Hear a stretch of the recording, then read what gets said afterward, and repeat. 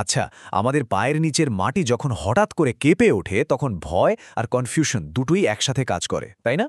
ভূমিকম্প, এই প্রাকৃতিক ঘটনাটা নিয়ে আমাদের সবার মনে কিন্তু হাজারো প্রশ্ন। ঠিক কি হয় পৃথিবীর এত গভীরে, আর আমরা নিজেদের বাঁচাতে ঠিক কি করতে পারি? আজকের এই আলোচনায় আমরা ভূমিকম্পের পেছনের বিজ্ঞান থেকে শুরু করে বাঁচার উপায় পর্যন্ত সবকিছু একেবারে সহজ করে জানব। আমরা তো প্রায়ই খবরে শুনি ম্যাগনিটিউড, তীব্রতা বা রিক্টার স্কেলের কথা, কিন্তু এই শব্দগুলোর আসল মানেটা কি? একটার সাথে আরেকটার ফারাক কোথায়? আর সবচেয়ে জরুরি প্রশ্নটা হলো, আজকের এই টেকনোলজির যুগে ভূমিকম্পের মাত্র কয়েক সেকেন্ড আগে যে ওয়ার্নিং পাওয়া যায়, সেটা কি আসলেই আমাদের জীবন বাঁচাতে পারে? চলুন এই সব প্রশ্নের উত্তরই আজ খুঁজে বের করা যাক। তো আমাদের আজকের আলোচনাকে আমরা সহজ করে 5টা ভাগে সাজিয়েছি।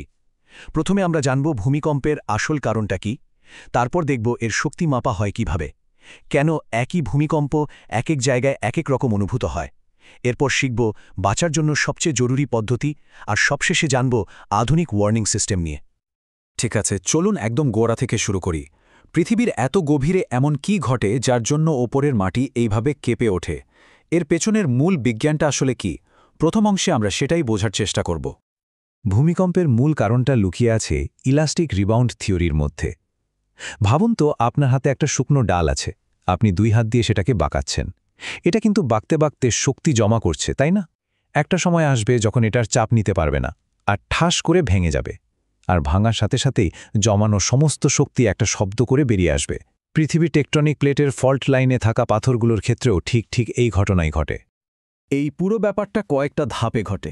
প্রথমে পৃথিবীর ভেতরে টেকটনিক প্লেটগুলো একে অপরের পাশ দিয়ে সরতে চায়, কিন্তু ফল্ট লাইনের ঘর্ষণের কারণে আটকে যায়।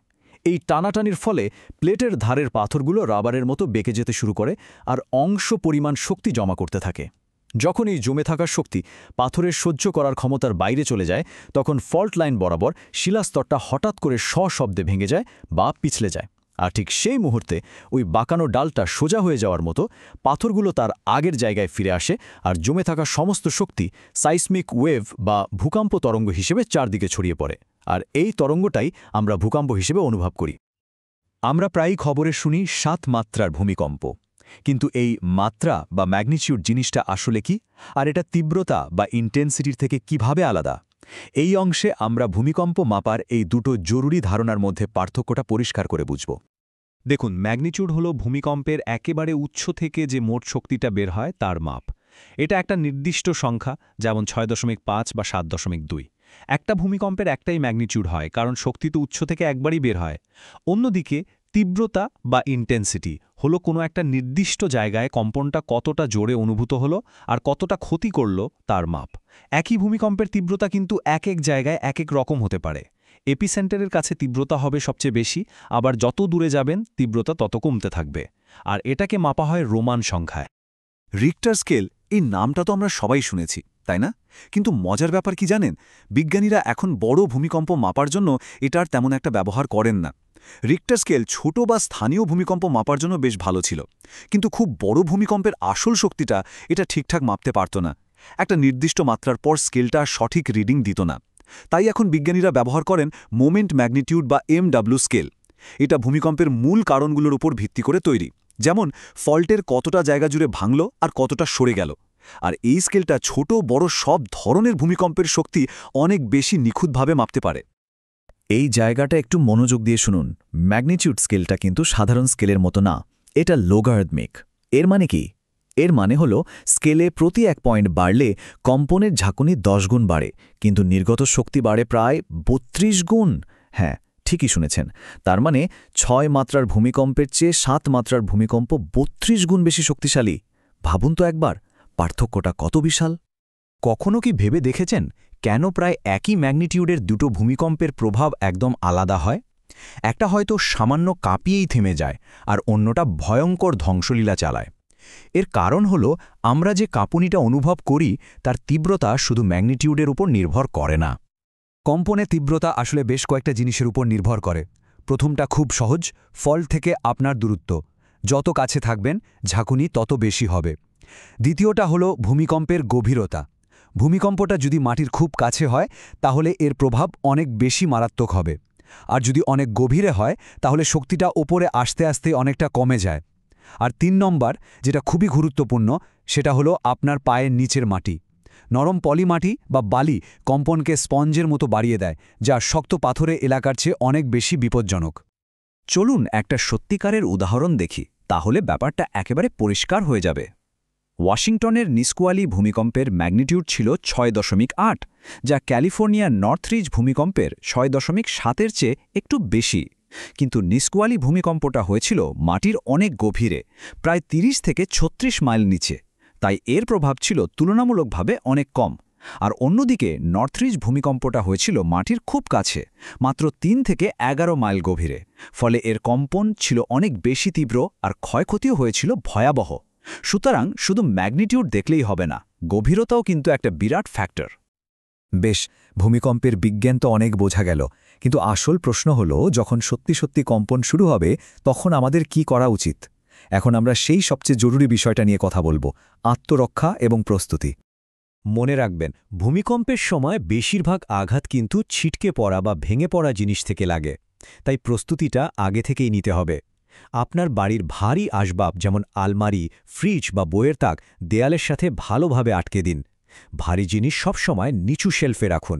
আর অবশ্যই পরিবারের সবার সাথে বসে একটা প্ল্যান তৈরি করুন আর একটা এমার্জেন্সি কিট বানিয়ে রাখুন, যেখানে জল, শুকনো খাবার, ফার্স্ট এড বক্স আর টর্চ লাইটের মতো জরুরি জিনিস থাকবে। ভূমিকম্প শুরু হলে একদম ছোটাছুটি করা যাবে না। সবচেয়ে নিরাপদ এবং প্রমাণিত কৌশল হল ড্রপ, কভার এবং হোল্ড অন। মানে প্রথমে মাটিতে ঝুঁকে পড়ুন, এতে আপনি পড়ে গিয়ে আঘাত পাওয়া থেকে বাঁচবেন। এরপর কাছাকাছি কোনো শক্ত টেবিল বা খাটের নিচে ঢুকে আপনার মাথা আর ঘাড়কে রক্ষা করুন। আর সবশেষে টেবিলের পায়াটা শক্ত করে ধরে থাকুন যতক্ষণ না কম্পন থামে। যদি আশেপাশে এমন কিছু না থাকে, তাহলে ঘরের ভেতরের দিকে দেয়ালের কাছে গিয়ে মাথা ঢেকে বসে পড়ুন। আচ্ছা, কেমন হতো যদি ভূমিকম্পের আসল ঝাঁকুনিটা আসার কয়েক সেকেন্ড আগেই আপনার ফোনে একটা অ্যালার্ট আসত? শুনতে হয়তো সায়েন্স ফিকশনের মতো লাগছে, কিন্তু আধুনিক প্রযুক্তি এটাকে বাস্তবে সম্ভব করেছে। চলুন দেখি এটা কিভাবে কাজ করে। এখানে একটা খুব জরুরি বিষয় আমাদের বুঝতে হবে। এই সিস্টেম কিন্তু ভূমিকম্পের ভবিষ্যৎবাণী করতে পারে না। মানে ভূমিকম্প কখন হবে সেটা আগে থেকে বলতে পারে না। এটা যা করে তা হলো ভূমিকম্প শুরু হওয়ার সাথে সাথে তাকে ডিটেক্ট করে, আর সেই খবরটা আলোর গতিতে আমাদের কাছে পাঠিয়ে দেয়, যা ভূমিকম্পের ধ্বংসাত্মক তরঙ্গের চেয়ে অনেক অনেক দ্রুত। এর পেছনের বিজ্ঞানটা কিন্তু দারুণ মজার। ভূমিকম্প হলে 2 ধরনের তরঙ্গ তৈরি হয়। প্রথমটা হলো পি ওয়েভ বা প্রাইমারি ওয়েভ। এটা খুব দ্রুত চলে, কিন্তু এর ঝাঁকুনিটা হয় খুব হালকা, একটা ছোট্ট ধাক্কার মতো। একে বলতে পারেন অগ্রিম সতর্ক সংকেত। এরপরেই আসে আসল ভিলেন, এস ওয়েভ বা সেকেন্ডারি ওয়েভ। এটা পি ওয়েভের চেয়ে ধীরে চলে, কিন্তু এর ঝাঁকুনি অনেক শক্তিশালী আর ধ্বংসাত্মক। আর্লি ওয়ার্নিং সিস্টেম এই 2 তরঙ্গের গতির পার্থক্যটাকে কাজে লাগায়। তো পুরো সিস্টেমটা কিভাবে কাজ করে? ভূমিকম্প শুরু হওয়ার সাথে সাথে মাটির নিচে থাকা সেন্সরগুলো প্রথমে দ্রুতগতির কিন্তু দুর্বল পি ওয়েভকে ধরে ফেলে। সেই তথ্য সাথে সাথে প্রসেসিং সেন্টারে চলে যায়, যেখানে কম্পিউটার মুহূর্তের মধ্যে ভূমিকম্পের উৎস আর সম্ভাব্য শক্তি হিসেব করে ফেলে। যদি মনে হয় ভূমিকম্পটা বিপজ্জনক, তাহলে সাথে সাথে একটা অ্যালার্ট জারি করা হয়। এই অ্যালার্ট সিগন্যাল আলোর গতিতে আমাদের মোবাইলে চলে আসে, যা ওই ধ্বংসাত্মক এস ওয়েভ আমাদের কাছে পৌঁছানোর আগেই আমাদের সতর্ক করে দেয়। তবে হ্যাঁ, আমাদের কিছু বাস্তবতারও কথাও মাথায় রাখতে হবে। এই সতর্কতার জন্য সময়টা পাওয়া যাবে আপনি এপিসেন্টার থেকে কতটা দূরে আছেন তার উপর।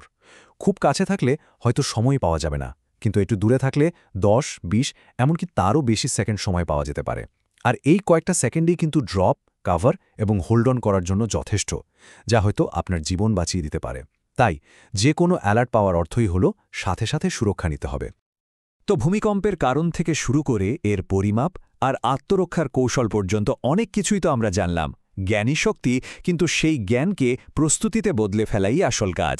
প্রশ্নটা হলো, এই সব কিছু জানার পর আমরা কি নিজেদের এবং আমাদের আপনজনদের সুরক্ষিত রাখার জন্য সত্যিই প্রস্তুত?